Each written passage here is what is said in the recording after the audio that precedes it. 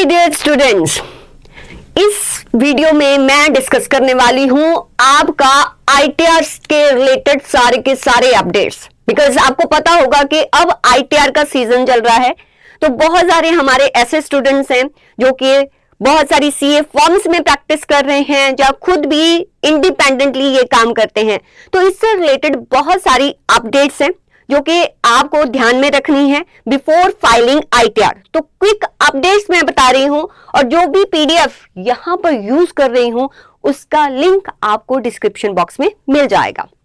अच्छा, ITR file करने के लिए सबसे पहले आपको क्या डिसाइड करना पड़ता है कि जो भी पर्सन है उसके लिए कौन सा आईटीआर आपको फाइल करना है। जैसे आपको पता है कि 7 आईटीआर होते हैं, आपने हमारे सीएफएम कोर्स में सारा कुछ कर लिया है, पढ़ लिया है, कैसे फाइल करते हैं, किसके लिए होता है, सब कुछ किया है, मुझे पता है।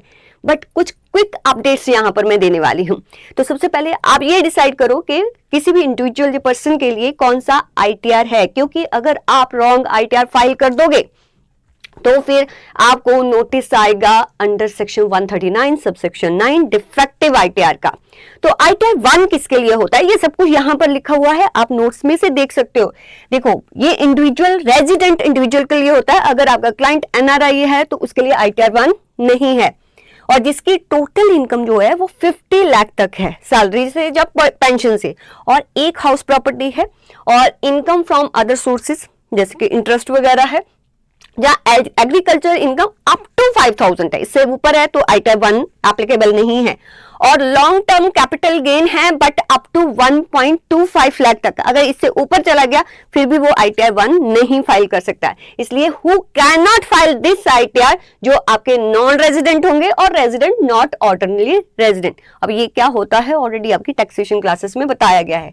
और आपकी जो इनकम है 50 लाख से ज्यादा हो जाती है, आपके पास एक से ज्यादा हाउस प्रॉपर्टी है, और आपका इनकम बिजनेस एंड प्रोफेशन से भी आता है, और आपके पास कोई फॉरेन एसेट है, और जो आपका लॉन्ग टर्म गेन है वो आपका 1.25 से ज्यादा का है, जहां आप किसी कंपनी के डायरेक्टर हो, ईसॉप होल्डर्स हो, जहां इनकम टैक्स एबल जो है आपके स्पेशल रेट से होती है जो कि नॉट परमिटेड इन आईटीआर 1, ये वाला। तब उस केस में आप आईटीआर सेकंड में जाओगे, किसमें, आईटीआर 2 में। अब आईटीआर 2 जो है, आईटीआर 2 कौन कौन फाइल करेगा, जो आईटीआर 1 के लिए एलिजिबल नहीं है वो आईटीआर 2 में जाएंगे, मींस जिनकी इनकम 50 लाख से ज्यादा है, हाउस प्रॉपर्टी एक से ज्यादा है, राइट, और उनका कैपिटल गेन जो है वो भी 1.25 लाख से ज्यादा है, फॉरेन एसेट्स हैं, और एनआरआईज जो हैं वो भी इसी आईटीआर को ही फाइल करेंगे। और अगर आपने कोई भी प्राइवेट कंपनी के डायरेक्टर हो, आपके पास अनलिस्टेड शेयर्स हैं, ठीक है, तो उसके लिए आप पर आईटीआर 2 एप्लीकेबल होता है। और कौन फाइल नहीं कर सकता, वो इंडिविजुअल या एचयूएफ जिनकी बिजनेस और प्रोफेशनल इनकम है, उनके लिए आईटीआर 2 एप्लीकेबल नहीं है। फिर उनके लिए क्या एप्लीकेबल होगा, फिर वो आगे वाली आईटीआर में जाएंगे, कौन सा, आईटीआर 3। तो आईटीआर 3 उन इंडिविजुअल्स के लिए है जिनकी इनकम जो है बिजनेस या प्रोफेशन से है, राइट। और पार्टनर, वो पार्टनर्स हैं किसी भी पार्टनरशिप फर्म में, ठीक है, उनके पास फ्यूचर एंड ऑप्शन ट्रेडिंग करते हैं, और person holding unlisted share along with salary, house property और कैपिटल गेन, ये फाइल कर सकते हैं आईटीआर 3। कौन फाइल इसको नहीं कर सकता, कंपनीज नहीं कर सकती, और पार्टनरशिप फर्म फाइलिंग जो होती है, पार्टनर्स ये कर सकते हैं, बट पार्टनरशिप फर्म जो होती है वो सेपरेटली फाइल करेगी, एलएलपीज भी और चैरिटेबल ट्रस्ट भी। तो आईटीआर 3 तो आपने बता दिया। फिर आईटीआर 4 का ना एक और नाम होता है सुगम, क्योंकि आईटीआर 3 में आपको कंप्लीट अपना बैलेंस शीट और पीएनएल वगैरह देना पड़ता है। अगर आपने बुक्स ऑफ अकाउंट नहीं मेंटेन की हुई, आप प्रिजम्पटिव इनकम को लेना चाहते हो, प्रिजम्पटिव ऑप्शन को एक्सरसाइज करना चाहते हो, देन आप आईटीआर 4 को फाइल करोगे। तो ये किसके लिए एप्लीकेबल होता है, जो भी रेजिडेंट इंडिविजुअल है, एचयूएफ, और फॉर्म्स एक्सक्लूडिंग एलएलपीज क्या होता है, लिमिटेड लायबिलिटी पार्टनरशिप फॉर्म है, वो नहीं इसको ऑप्ट कर सकती। वो प्रिजम्पटिव टैक्सेशन स्कीम जो है उसको ऑप्ट कर सकते हैं अंडर सेक्शन, ये प्रिजम्पटिव ने आपने किया होगा, और इवन सीएफएम के क्लासेस में आपको ये सारे सेक्शन बताए हुए हैं कि कौन कर सकता है कौन नहीं कर सकता। और लेकिन टोटल इनकम इसमें भी आपकी अप टू 50 लाख होनी चाहिए, और आपकी सैलरी जमान हाउस प्रॉपर्टी या LTCG under section 122A up to 1.25 lakh. तो इन सारी ऑप्शंस को ध्यान रखना है, वो ही पर्सन ITR 4 में जा सकता है। अगर ये जो है LTCG आपका इससे ज्यादा हो गया और एक से ज्यादा हाउस प्रॉपर्टी होगी, तब भी आप इसमें फॉल नहीं करोगे। तो पर्सन कौन एलिजिबल नहीं है? Person not eligible for the presumptive scheme, businesses maintaining regular books of account, और LLPs, कंपनीज और टैक्स पेयर्स जिनको फाइल करना है कौन सा ITR 3 फाइल करना है, उनके लिए ITR 4 नहीं है।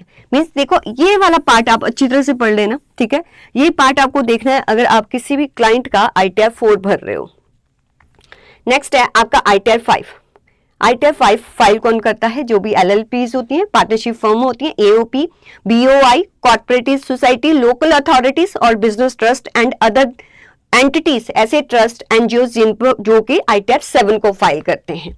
तो कौन इसको फाइल नहीं कर सकता? ITR 5 को इंडिविजुअल नहीं करेंगे, HUF नहीं करेंगे, कंपनीज ये वाली ITR नहीं फाइल करती।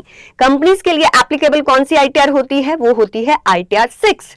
तो ITR 6 companies other than those claiming the exemption, section 11 की कुछ एग्जाम्पशंस होती हैं, ठीक है, जो चैरिटेबल और रिलीजियस पर्पस के लिए जो काम करते हैं उनके लिए होती है, ठीक है, वो जो है वो ये नहीं फाइल करेंगे। इसलिए यहाँ लिखा है trust and institution claiming exemption under section 11, वो वाली जो ये इंस्टीट्यूशन है ये ITR 6 नहीं फाइल करेंगी। इनके लिए क्या होगा? ITR 7, right. तो यहाँ सब लिखा हुआ है कि किसके लिए एप्लीकेबल है, किसके लिए नहीं एप्लीकेबल, राइट। ये आप यहाँ से रीड करेंगे। अब कुछ इंपॉर्टेंट ड्यू डेट्स ध्यान में रखिएगा अगर आप ITR फाइल कर रहे हैं। अगर इंडिविजुअल्स वगैरह की कर रहे हैं, ठीक है, तो आपको ITR 1, एम्प्लॉयज की, pensioner, HUF, tax payer filing ITR 1 और 2, ठीक है, जो कर रहे हैं उनकी जो डेट है वो 31 जुलाई है। इसमें कोई एक्सटेंशन नहीं होने वाला इस बार, तो फटाफट से ITR फाइल कीजिए।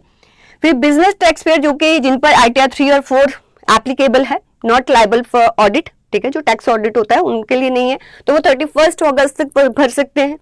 और जो टैक्स पेयर के लिए टैक्स ऑडिट एप्लीकेबल है वो 30 सितंबर तक फाइल कर सकते हैं। और बिलेटेड रिटर्न जो है वो आप 31 दिसंबर 2026 तक कर सकते हैं। अगर आप इन ड्यू डेट्स पे तक नहीं करते तो बिलेटेड रिटर्न आप 31 दिसंबर तक कर सकते हो। अगर आपको आपकी रिटर्न जो है आपको लगता है कि आपने कुछ इन्फॉर्मेशन रॉन्ग दे दी है तो रिवाइज करनी है, वो रिवाइज आप 31 मार्च 2027 तक कर सकते हैं, राइट। तो अभी 31 जुलाई जो है वो फाइनल डेट है, इसमें कोई भी यहाँ पर कन्फर्मेशन नहीं आई कि ये डेट जो है वो आगे एक्सटेंड होगी। मेजर चेंजेस ITR फॉर्म्स में जो है, एक तो इस बार जो है आप देखो ITR फॉर्म अगर आप फाइल करते हो तो इस बार 2 एड्रेसेस मैंडेटरी कर दिए। अब आपको सेकेंडरी एड्रेस भी देना होगा, वो जो भी आपका प्राइमरी है दोनों सेम हो सकते हैं, राइट। ये इसका पर्पस दिया हुआ है। और आपका कैपिटल गेन रिपोर्टिंग आपको पता है कि एक कॉलम में आप फाइल कर सकते हो, आप डिफरेंट पीरियड्स की देने की जरूरत नहीं है। और जो न्यू टैक्स रिजीम है आपका 115 BAC वाला, वो डिफॉल्ट टैक्स रिजीम बन गया। लेकिन अगर आपने ओल्ड में जाना है, अगर आप ITR 1 और 2 भर रहे हो तो आप जो है डायरेक्टली ओल्ड वाली टैक्स रिजीम को ऑप्ट कर सकते हो। बट अगर आप पर 3, 4, 5 जो है वो एप्लीकेबल हो रही है, ठीक है, फिर आपको जो है 10IEA फॉर्म फिल करना होगा before opting for old tax regime.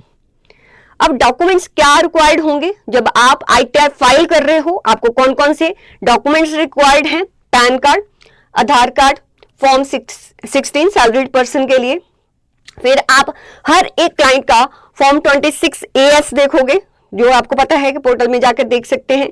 फिर एनुअल इंफॉर्मेशन स्टेटमेंट, अब इसमें कंप्लीट डिटेल होती है कि कहां से पैसा आया, कितना डिपॉजिट करवाया, कितना फॉरेन रेमिटेंस है, कोई भी टैक्स पेमेंट है, कोई भी रिफंड है, सारी डिटेल यहाँ पर होगी।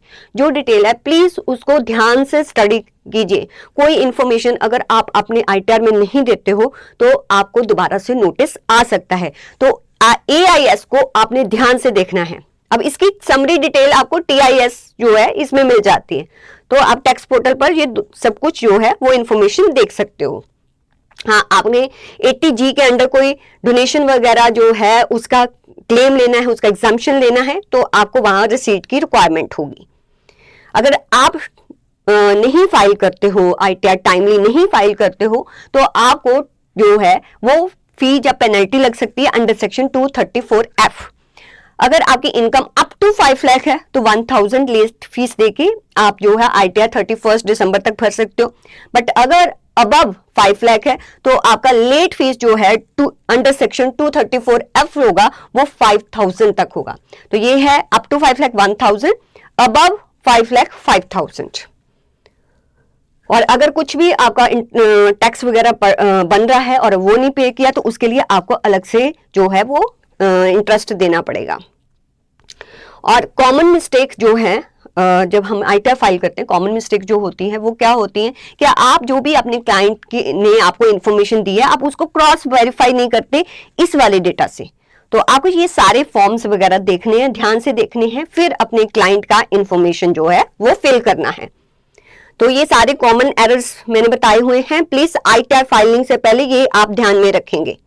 और अगर आपको कोई भी इनकम टैक्स नोटिस आता है वो किस किस सेक्शन के अंडर आता है, एक तो होता है 143 सबसेक्शन 1, ये तो इंटीमेशन होता है, ठीक है। इसमें refund, tax payable, no demand, adjustment in return, उसकी इंफॉर्मेशन होती है, ठीक है। Issued after processing the return किया जाता है। अगर आपने गलत ITR फॉर्म भर दिया तो आपको 139 सबसेक्शन 9 के अंडर डिफेक्टिव रिटर्न जो है वो उसका नोटिस आता है। अगर आपकी कोई स्क्रूटनी असेसमेंट होती है तो सेक्शन 143 सबसेक्शन 2 के अंडर आता है, ठीक है। ये कब आता है, जब डिपार्टमेंट चाहता है कि आप जो है एग्जामिन करना कि आपने जो इनकम डिक्लेयर की है उसको डाउट है कि इनकम आपकी ज्यादा है, डिडक्शन, एग्जाम्पशन या सपोर्टिंग डॉक्यूमेंट्स उसको ठीक नहीं लग रहे। फिर एक होता है इंक्वायरी बिफोर, डिपार्टमेंट इंक्वायरी भी कर सकता है, फिर आपको नोटिस आता है अंडर सेक्शन 142 सबसेक्शन 1 के अंडर, क्योंकि यहां पर SSC ऑफिसर आपसे जो है वो डिमांड कर सकता है आपकी बुक्स ऑफ अकाउंट का, डॉक्यूमेंट्स का, एडिशनल इंफॉर्मेशन और क्लैरिफिकेशन के रिगार्डिंग। और 156 सेक्शन में आपको डिमांड नोटिस आता है कि अगर एक्स्ट्रा कोई टैक्स पड़ रहा है तो वो आपको डिमांड नोटिस भेजेगा। और आपने जो फाइलिंग एंड वेरिफिकेशन प्रोसेस क्या है, कैसे फाइल करना है, सबसे पहले आप लॉग इन करेंगे इनकम टैक्स के पोर्टल पर अपने पैन ID और पासवर्ड के साथ। फिर उसके बाद जो भी रेलिवेंट आपका ITR फॉर्म है वो आपने चूज करना है, फिर सारी की सारी इंफॉर्मेशन आपने फिल कर देनी है, फिर आप उसको वेरीफाई करेंगे सारी इंफॉर्मेशन को, फिर अपनी रिटर्न को सबमिट करेंगे। और आप चाहो तो आप वेरिफिकेशन साथ के साथ कर सकते हो, अगर आपने साथ के साथ नहीं किया तो 30 डेज में करना मैंडेटरी होता है, राइट। और जो ऑफलाइन फाइलिंग यूटिलिटीज है एक्सेल में जो अवेलेबल होती है वो इन ITRs की भी अवेलेबल है, आप ऑफलाइन भी फाइल इसको कर सकते हो। तो ये कुछ बातें हैं जो कि ITR फाइलिंग करने से पहले आपको पता होनी चाहिए, राइट। तो इसका लिंक आपको डिस्क्रिप्शन बॉक्स में मिल जाएगा और इन सभी बातों का आप ध्यान रखेंगे before filing any ITR। Okay student, thank you so much.